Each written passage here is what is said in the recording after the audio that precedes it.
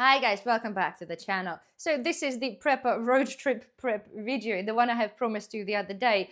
I was going to show you guys what sort of things are already packed, and then hopefully if there's some suggestion you can comment down below. Again, this is the reason I'm bringing out this video, to have your input. If you follow the channel, I did say to you that we are taking a road trip to France, and we're going with our 4-year-old daughter. And again, you are aware of all the things that currently been happening in across the Europe. We're talking about the France, we're talking about Portugal, Spain, talking about the power outages, we're talking about the internet outages, the GPS down, all that kind of thing. And as I said to you, as a prepper with a little child, it is a little bit daunting now going abroad, because you can't help but thinking, well, what if something happens when you're there? And I have to point out the fact, again, genuinely as a prepper, I don't want to be paranoid. You know, we're going places, you take what you need, and that's absolutely fine. But things are that much more harder when you do have a 4-year-old child, because if you have children, you know, they constantly want entertaining. Sometimes, you know, no doesn't do it, and you get to take this all into the account. And of course, because things have been happening out there and we are going with the little one, it sort of concerned me a little bit, and I feel like I wanted to be a little bit more prepared as a prepper going abroad, bearing in mind all those current circumstances. First of all, very important thing to say that we're going by car rather than the van, because, well, it is much cheaper in diesel and the ferry transfer, and the space is unfortunately limited. So of course, on the top of the fact that we are staying in a self-catering house and we have to take a load of other bits bobs with us, obviously the space still is absolute issue. So in front of me I have a whole selection of things that I've kind of packed. I'm not going to take you through obviously all my kitchen stuff. This is not to do with anything. This is going to be just the preparedness part of things, and I do think I am probably missing some bits. At the same time, saying that, I don't want to sort of feel like I am really overly prepared or paranoid. I'm going there, we're going to have fun, we're going to, go there, enjoy ourselves, travel around France, have a look at some things. And at the same time, I do not want to feel paranoid or the need to be able to take like half of the house with me as a prepper. But of course, at the same time, I certainly do not want to be underprepared. So driving to France, okay, we are in Wales. So first of all, we have to drive to Dover, and it is a very, very long drive. Again, for adults, it might not be an issue, but when you have kids, it's pretty much like our There Yet film, our There Yet. It is exactly the same. And it's, again, very important to understand whether they say 4 or 5 hour road trip or road just to travel to the Dover might sound like a lot. But again, we've been stuck in some traffic before, and taking all of this into the account, knowing that you could be stuck in a car with the road closures or the accidents for, a good few hours, this is, again, something to consider. So first of all, obviously there are some rules and regulations in terms of what you should be taking with you when you go to France. It's probably applicable to a few other countries, but I'm going to be specifically just mentioning the France because, well, this is where we're going. And again, if you are interested in going to France, obviously do bear this in mind. So first of all, and I've got the list in front of me so I don't forget, because there's some bits there are a little bit weird, but nonetheless, we're talking about generally a passport, we're talking about the insurance details for your car to drive abroad. Then I've got the high vis, which have to be accessible not in your boot of the car, so they have to be kind of right there. We can just grab them and take them. So we need a breathalyzer. We need a spare light bulbs for your car. You also need the stickers for the lights, for the headlights of your car. We've got the warning triangle, which goes without saying anyway, and that's that as a main requirement. This is, again, it just by the default, not sort of other things you might be considered taking with you. As I said, the space would be absolute premium. Generally, in a car, okay, in Mr. Daniel's car, we have what I call a winter prep box. So it does have majority of the things that it needs during the colder months, but at the same time, it does have everything, which I'll tell you, cooking, all sorts of things. And of course, he also gets the get home bag. But again, certain things are not particularly going to be compatible with crossing a border. So the bag got to stay. So I have to nitpick the big star thing that got to be worthy of taking, and then put them in that box. And obviously that will go with us. So I'm going to go through then to the things that I have. Right, first of all, okay, I have my EDC, and it's got the very basic things in there, but it's going to be migrating from my van into the front dashboard of the car for easy access. I'm not going to go through there because they're going to spoil the other video we plan doing for the he preps, she preps, but nonetheless, it just has a very basics of things. And then, of course, I had the comprehensive first aid kit. that lives in our bag, but now have to be coming out and going probably under the seat. So, right, the box now here. So this is going to be going in a boot. So, of course, it again goes without saying, but a lot of hand wipes, which will be probably put around the pockets of the car, because this is where generally you'll be wanting to use them, or we will be wanting to use them whilst traveling. Somebody suggested already that we take a little emergency radio. And I thought about it for a second. Well, if something happens, like the outages, you know, people panicked. If you have a radio, you can probably gauge the situation, what's happening. But we don't speak French. So technically I thought, well, what's the point? But then thinking, well, if something happens and people are panicking, there's bound to be somebody who can understand French and speak English, so we can get get this translated. So I thought it was a good call. It's fully charged, so we'll be taking that. Right, little things. So I've got here is the breathalyzer, that it is a requirement. And again, when I've mentioned this once before on our trip last time, I was like, why do we need the breathalyzer, right? Surely if you get pulled over, police have their own. And of course, people commented that, yes, of course, as a breathalyzer is for yourself, to test yourself if you had a beer and you're driving, to make sure that obviously you're not over the limit. So, duh. So anyway, breathalyzer's there. So high vis, we've got high vis for little one, and then we've got high vis for me and Mr. Daniel. So they'll be coming out of the box and going somewhere in the front of the car, easily accessible.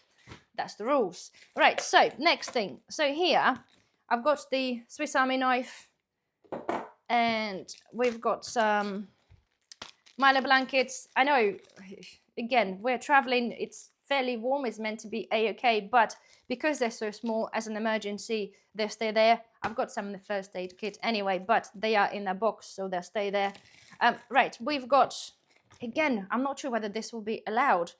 So I've got the little gas, and then I've got the little MSR, the tiniest portable thing. They are super, super great. They're so small, but it's a really good thing to have. So you can imagine, look at that, okay? And we've got some heat and cooking. I also got a little metal cup. I'm not taking the whole camping stove because this is again OTT, but I thought because this was already in the box, I think maybe it's a good idea to take it. Again, it's one of those things, the uses on that, if you really get stranded somewhere for quite a while and you feel like you want to have a hot beverage. But nonetheless, right, I think I'm going to leave that in there if that's allowed to cross the border with the gas things. I suppose it should be. People travel, go camping to France all the time, and it is a camping gas. So, yeah, that. So I've got a head torch as well. It's been there, so I'm going to keep it there. It's brand new. So for some of you, that's probably a good tip. If you are keeping stuff in cars, that sort of thing, if you're worried about the batteries running out, if it's not rechargeable, then when they're brand new, you still got the battery tag in there, just leave it there, okay, and that'll stop your battery going flat, well, at least for a longer period of time. Right, so, and of course here I've got a couple of instant soups. I know they're not that good for you, but they are there for an emergency in the thing. I've got some water purification tablets, tea, coffee, and some sweets, and I think I've got some normal tablets, but I generally take some other selection of like paracetamols and stuff in a separate bag, but this is always stays here. Right, a bog roll, just in case, you never know, especially with children.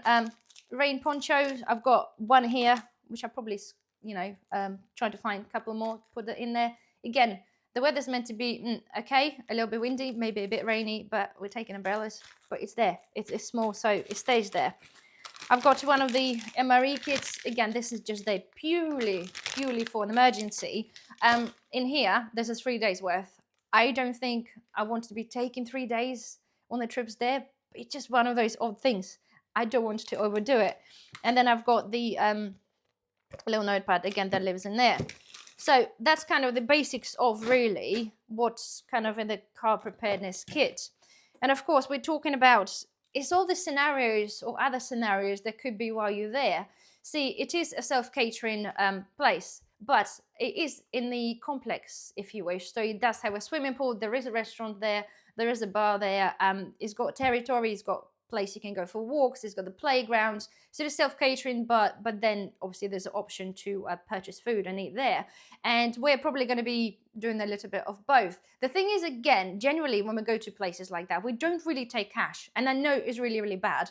Or let's say we don't take enough of cash. But since what happened in Spain last time, obviously the card machines didn't work.